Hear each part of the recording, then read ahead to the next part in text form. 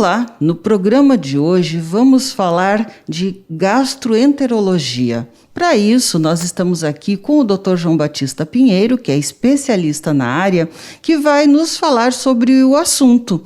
E principalmente, né, sobre aquelas dores abdominais, barriga estufada, às vezes com diarreia. Vai nos contar o que pode ser isso. Então, doutor João, tudo bem? Boa noite, Helene. Tudo bem, tudo bom. Prazer estar aqui contigo novamente para nós conversarmos, então, assim. Bom, vamos falar, assim, sobre a síndrome, essa dor abdominal, esse inchaço, esse desconforto que é muito comum na população. Se acredita que até 10% da população possa sofrer, assim, da síndrome do intestino irritável.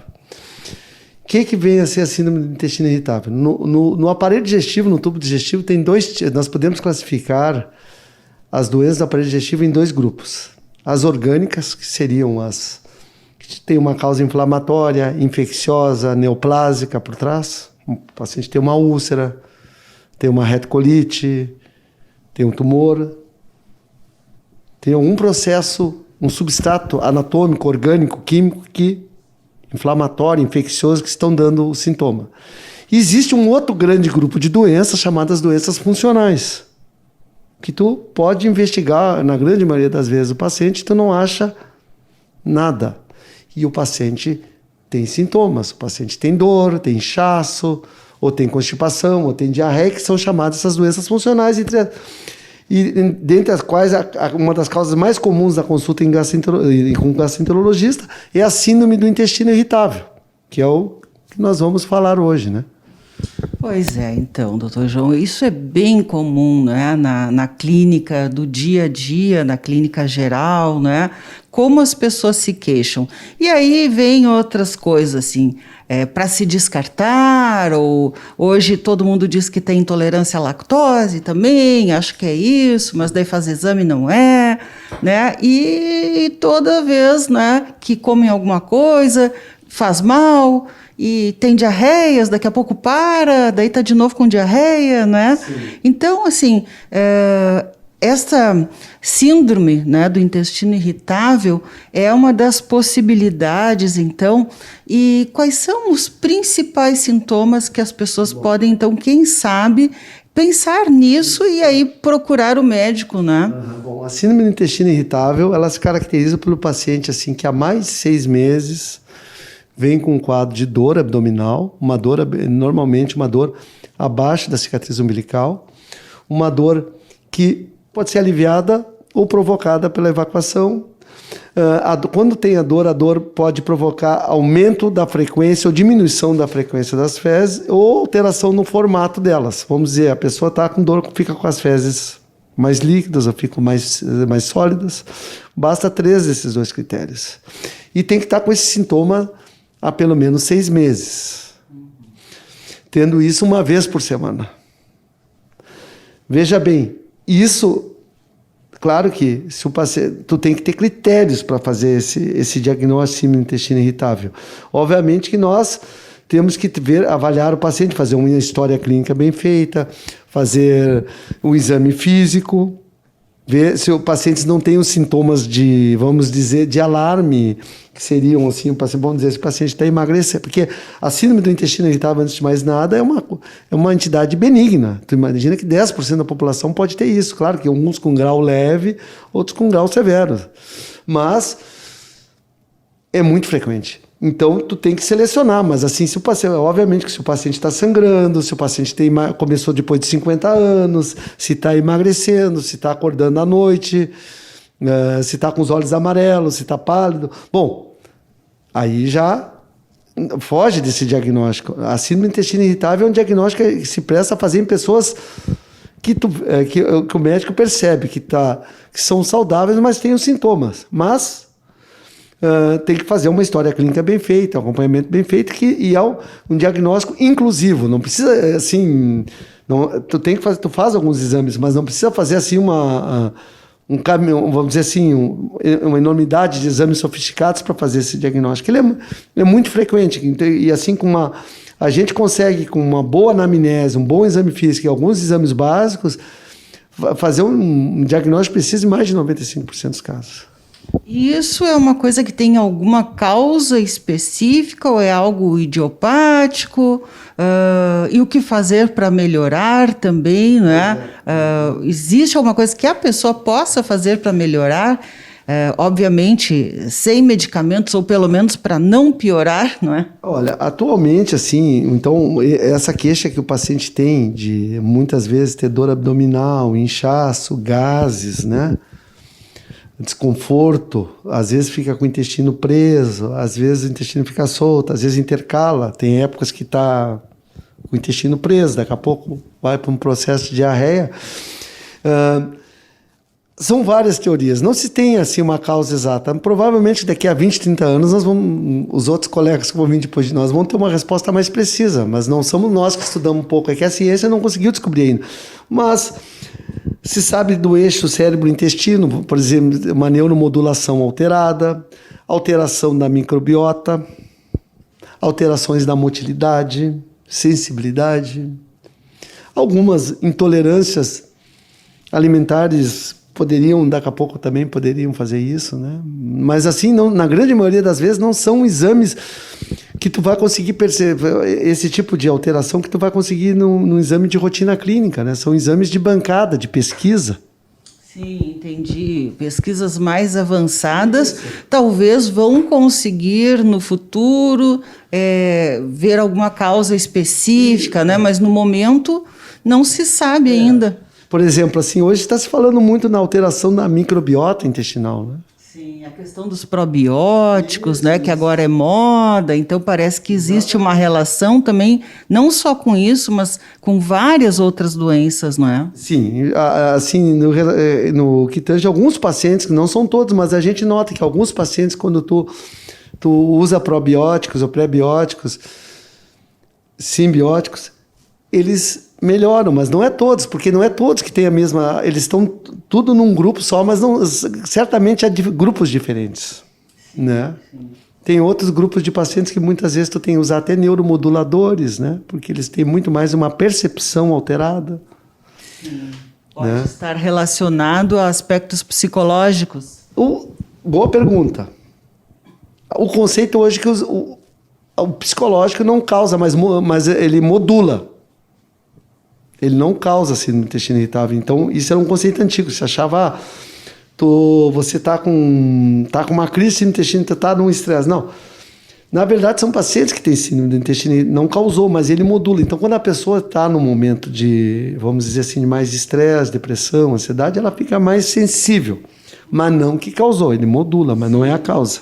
Pode acentuar ou desencadear, né? Isso aí já está bem documentado, assim, ele mais regula assim a intensidade da dor, mas não é o gatilho assim que... Sim, verdade. Vamos dizer, se tu tá num momento bom, aquela cólicazinha assim, isso não é nada. Daqui a pouco, se a pessoa está num momento mais triste, mais introspectivo, aquela cólica pode se transformar numa dor mais intensa, né?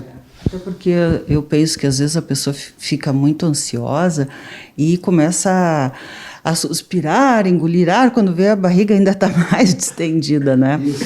E também tem determinados tipos de alimentos. Hoje se fala, né, nessas dietas fermentativas, tirar os alimentos fermentativos, que são food maps, né? Polióis, lactose, frutose, né? Mas isso também, isso que é tudo que a gente está falando, é claro que isso vai ser uma conduta médica, mas o paciente também tem que saber se o médico faz uma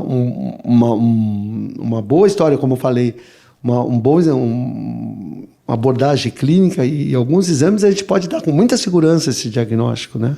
Certo. Bem, doutor João, nós vamos fazendo um breve intervalo, mas já voltamos com você aí no nosso Viver Bem. Viver Bem.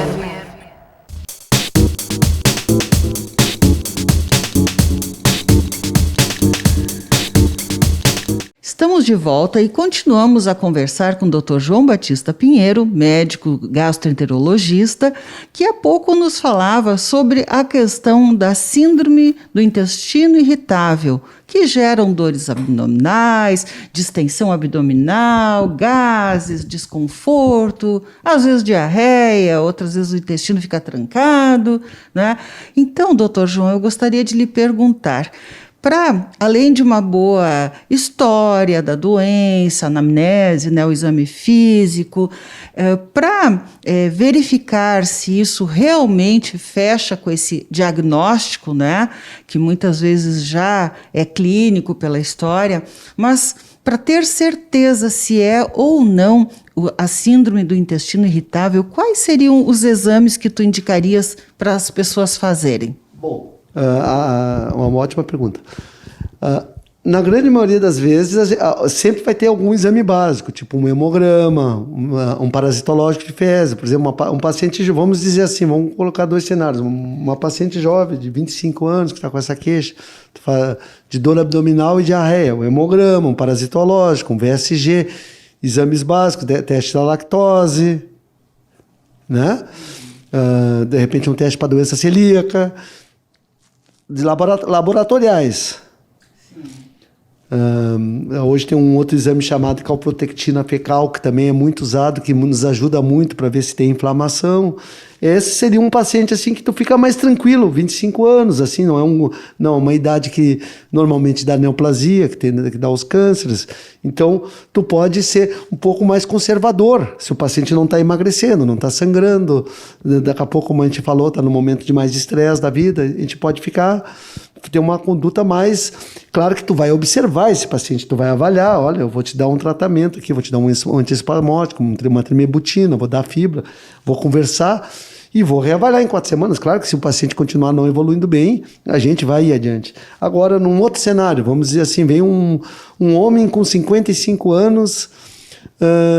que está com dor abdominal, que os sintomas começaram entre 6 meses, que tem cólica à noite, vamos dizer que as fezes estão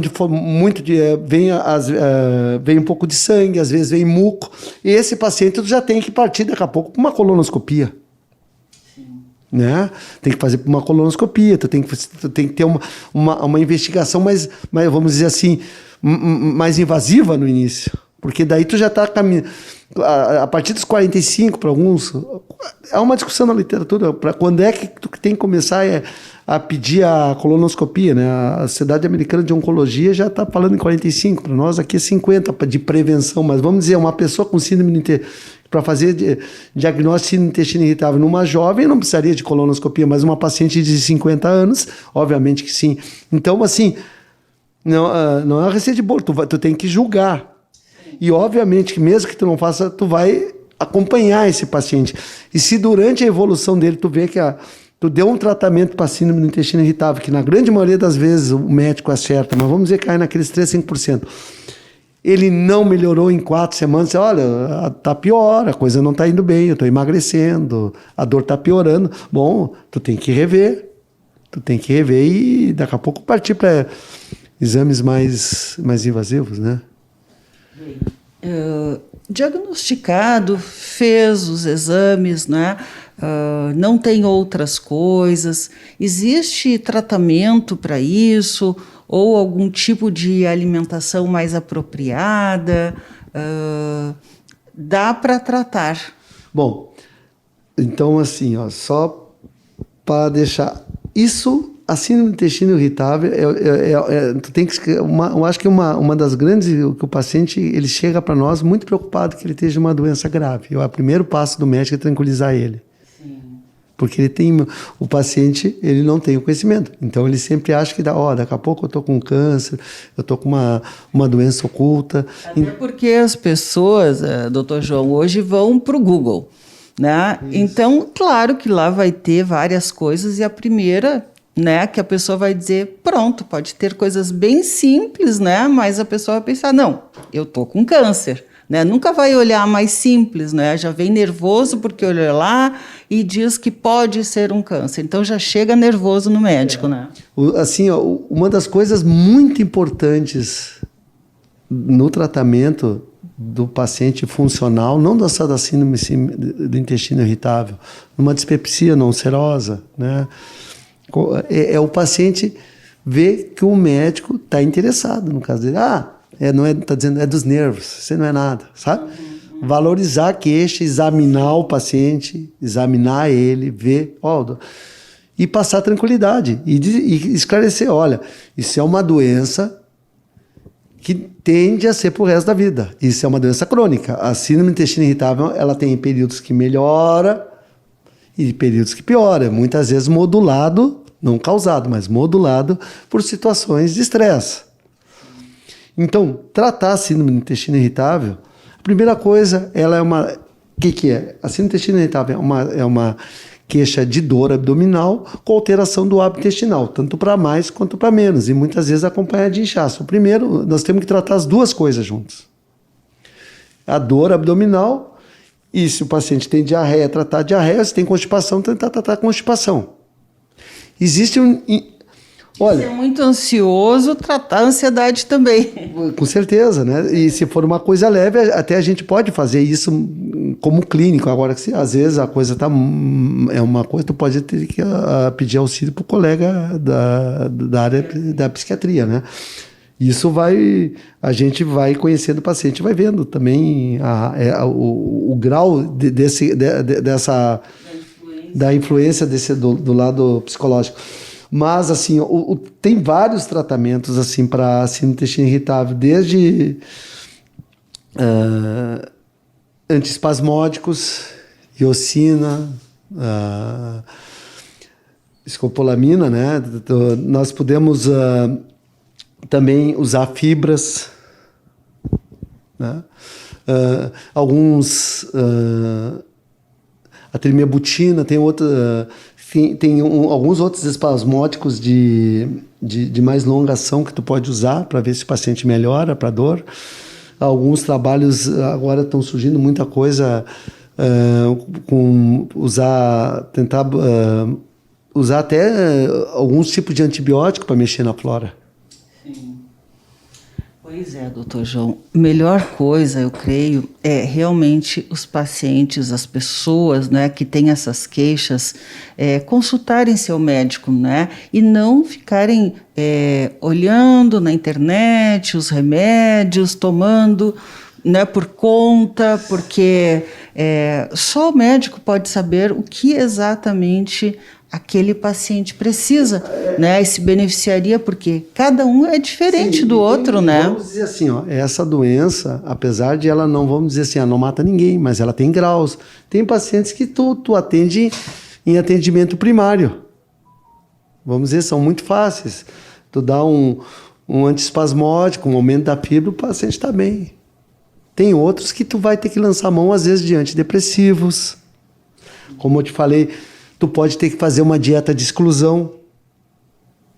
Tu vai ter que, daqui a pouco, às vezes precisar mão até de uma nutricionista. Tu pode ter que tirar aqueles alimentos que são fermentativos e durante 40, 50 dias, depois ir reintroduzindo eles devagarzinho para ver qual que produz o sintoma. Tá? Então, assim... ela tem graus, assim, tem uma síndrome do intestino irritável leve, 3, 4 semanas, às vezes o paciente nem se lembra, vai ter outra crise. E tem outros que não conseguem trabalhar de dor, que é desconfortável, que atrapalha a vida muito, né? Realmente é muito ruim andar com a barriga inchada, um desconforto, e de repente tem que correr para o banheiro, é horrível mesmo. As pessoas, né, em geral, que têm essas crises com muita frequência... Os probióticos, prebióticos, isso também é outra coisa. Mas assim, a gente como médico sabe, quando uma doença tem vários tratamentos, aqui nenhum é maravilhoso. Então assim, tem que ser orientado para qual será o melhor, isso, né? Tem que ser orientado, né? Daqui a pouco tu trata com um probiótico, um antiespasmódico, explica para o paciente não melhorar. Bom, mas tem casos que são bem mais sérios, Que daí sim, você tem que até lançar mão de antidepressivos. Não, às vezes, no intuito também só de tratar uma possível depressão, mas o antidepressivo, muitas vezes, ele modula aquela transmissão dolorosa porque nós temos o eixo cérebro-intestino. Por exemplo, nós estamos aqui, estamos tendo percepções que estamos encostados na cadeira, estamos com os pés cruzados. Eu estou sentindo meu relógio, mas isso não me causa estímulo doloroso. No nosso intestino também há estímulos constantes mandados para o cérebro. Se acredita que uma das teorias para síndrome do intestino irritável, que essa percepção, não funciona bem. Então, movimentos peristálticos, contrações, poderia ser interpretado como dor. Então, quando tu usa, às vezes, um antidepressivo em baixa dosagem, principalmente os tricíclicos, eles filtrariam mais esses estímulos que estão provocando, que qualquer coisinha provoca dor na barriga do paciente. Vamos dizer assim, uma cólicazinha que para ti tu não dá bola, para o outro paciente é um horror. Então, ele aumentaria o limiar, tá? Então, assim, a pessoa não ficaria tão sensível à dor. Sim, o cérebro não captaria de uma forma tão fácil, sensível, digamos assim, esses estímulos, né? Então, realmente faz muito sentido e a gente sabe que isso funciona assim, até porque interfere na questão da serotonina, né, Dr. João, que também ela entra em muitas rotas metabólicas. Isso que tu falou agora, tem, inclusive, para tu ver como é uma doença, certamente, quem for ver uma entrevista daqui a 30 anos sobre síndrome do intestino irritável, vai achar engraçado isso aqui que nós estamos falando. Mas, assim, hoje tem alguns trabalhos mostrando que antihistamínicos melhoram. Por quê?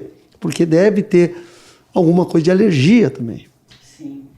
Bem, doutor João, mais de 50% eu creio do problema é resolvido num bom diagnóstico, né? E eu creio que o começo aí é com o especialista. Então, muito obrigada mais uma vez e, né, você tem dúvidas? Consulte o especialista. Verme.